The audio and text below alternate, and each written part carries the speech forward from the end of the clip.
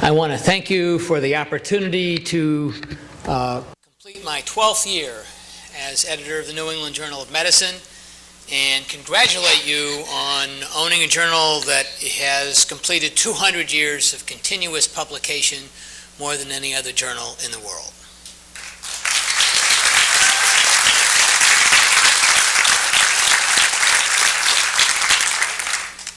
And we're doing pretty good, actually. In 2011, the last full calendar year, we received 4,562 original research reports, and as you can see, lots of other submissions totaling over 14,000 electronic packets that reached our office. In addition, we received 4 that came on paper, and we scanned them in. When I first took this job, my office was filled with baskets with large piles of paper containing rubber bands, and when something was submitted electronically, the office staff said, "What are we going to do with this?" Last year, when the things came in on paper, the office staff said, "What are we going to do with this?" So times have changed. We published 4.9% of those original research articles, 225. Our impact factor, which is computed by a third party, not us, the Institute for Scientific Information, and it consists of a numerator of the number of citations to New England Journal articles, and the denominator, the number of articles published. And you can see that last year it was 53.1. I also show, by the way of comparison, the Lancet in yellow and the JAMA in white.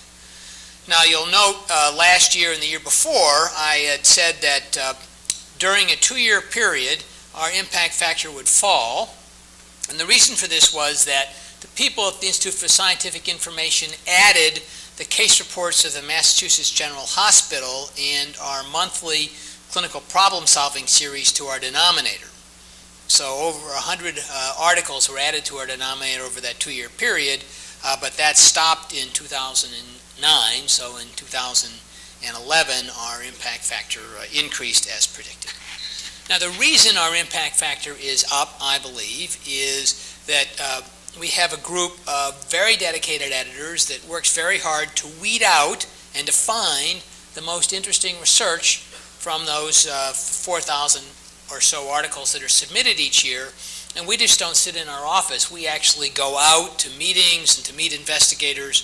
We're looking for that best research. We're not waiting for it to come in. This is an example of that.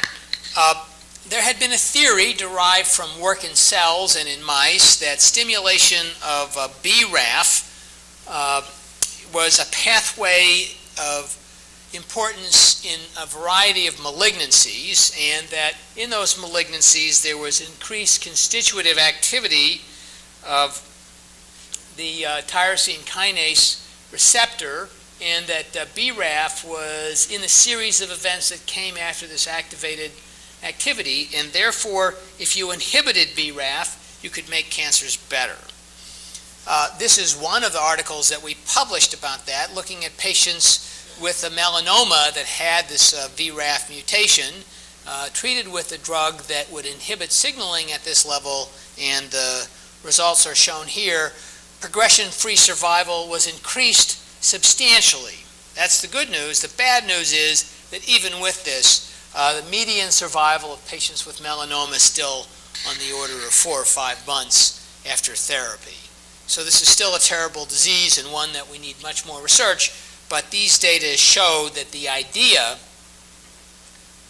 which was found in cells and in mice, could be brought to practice in man. And that's where our sweet spot is, at that translational level. That's what separates us from all the other medical journals, because we are very successful at attracting and publishing research at that important interface that turns ideas in biological science into clinical treatments. We have some new technological advances. The iPad edition came out this past March. We've had 71,000 application downloads and over 475,000 article views. You as subscribers to the New England Journal of Medicine, when you're kids, or you give you an iPad or you buy your own, You can log on and get the NEJM app for free and then download it, and you'll have it on your iPad. It requires no internet connection. You can read it on an airplane and other places where you're not connected, and it's a very convenient way to access our content. We also, 2 weeks ago, updated our iPhone app so that the screens are now optimized for iPhone use. You might ask why this is important.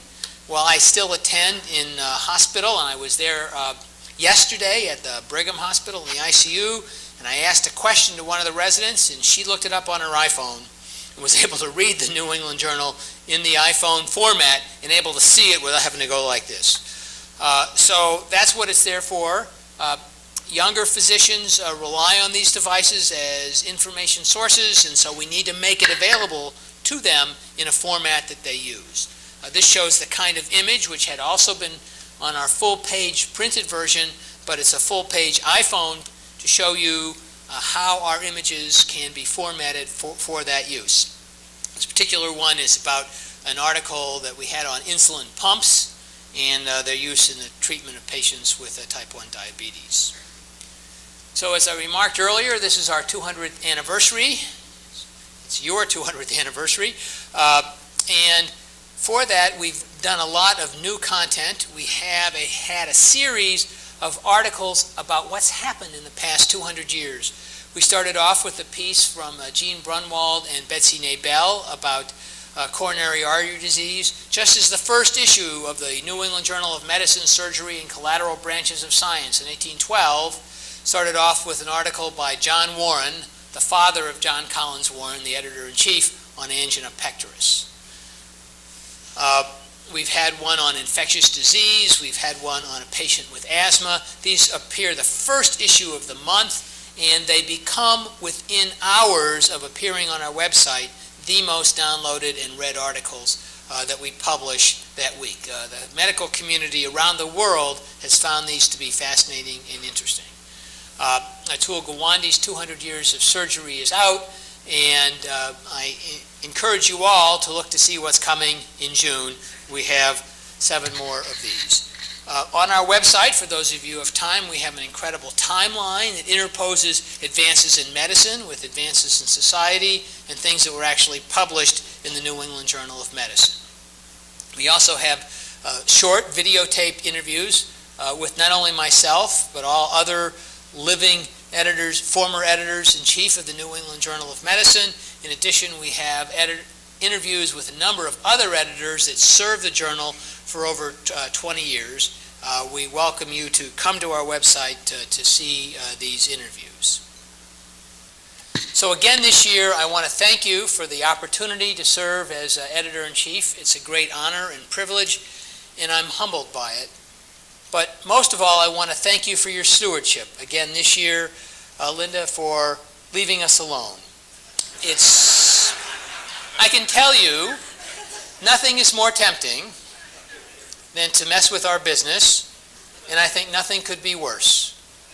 And so it takes a really strong president and group of officers to steward the journal by giving us the freedom we need, and we'll try to do our best by you so you'll be proud of the next 200 years of the journal.